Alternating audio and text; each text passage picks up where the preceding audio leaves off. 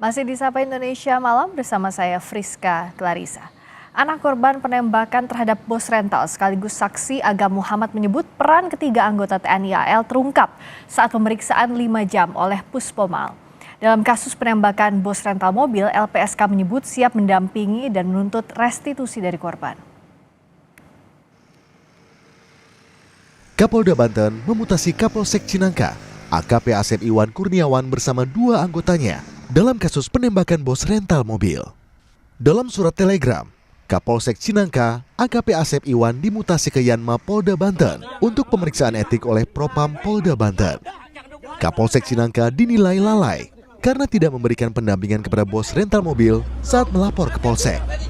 Sesuai dengan TR yang ditandai Bapak Kapolda, bahwasanya ada mutasi jabatan di lingkungan Polda Banten, yaitu Kapolsek Cinangka dan 2 anggota lainnya terkait dengan apa yang telah terjadi, yaitu mempertanggungjawabkan dan saat ini sedang nanti mutasinya di Yanma untuk proses pemeriksaan oleh Puspomal. Anak bos rental sekaligus saksi Agam Muhammad menyebut Puspomal mencocokkan peran ketiga anggota TNI sebagai pelaku. Namun, belum dipastikan ketiganya adalah backing dalam kasus pencurian mobil rental korban. Perannya sih disampaikan, ini bagian yang menembak, ini yang keluarga saya bokap pada waktu saat itu, sama yang menyetir yang 3 orang itu, Kak. Seperti itu. Itu masih tahap penyelidikan sih, Kak. Kita belum bisa memastikan, gitu.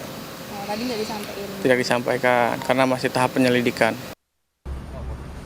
Wakil Ketua Lembaga Perlindungan Saksi dan Korban membenarkan telah berkomunikasi dan menemui keluarga korban penembakan di res area tol Tangerang Merak oleh anggota TNI AL. Setidaknya ada 6 permohonan yang diajukan oleh keluarga korban. Salah satunya adalah pendampingan selama menjalani proses hukum dan ganti rugi terhadap korban penembakan di res area. Beberapa waktu yang lalu kami sudah kontak-kontakan kepada keluarga korban dan korban ya.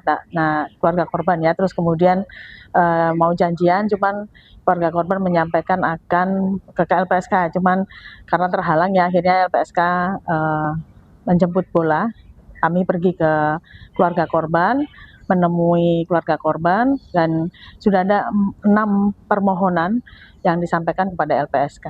Nah, untuk yang sudah mengajukan ini, mereka mengajukan terkait dengan permohonan pendampingan. Terus kemudian juga ada keluarga korban ini mengajukan untuk restitusi terhadap keluarga atau bapaknya yang meninggal dunia.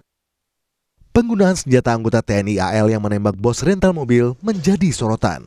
Sebelumnya, Panglima Koarmada Laksmana Madya TNI Denny Hendrata menyebut senjata yang digunakan pelaku bukanlah rakitan. Senjata itu senjata inventaris ya, yang melekat karena jabatan dari AA ya, itu adalah ADC ya. Nah, ADC ini ajudan ya. Sehingga ketika dia dapat tugas itu sudah SOP senjata itu melekat. Nah, kemudian ya tentu bukan senjata rakitan ya.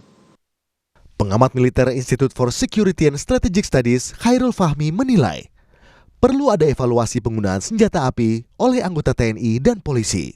Khusus prajurit TNI, Fahmi menyebut seharusnya penggunaan senjata hanya bisa digunakan saat kedinasan. Namun penggunaan senjata api tersebut saya kira harus dikendalikan dengan ketat, terutama dalam situasi di luar kedinasan.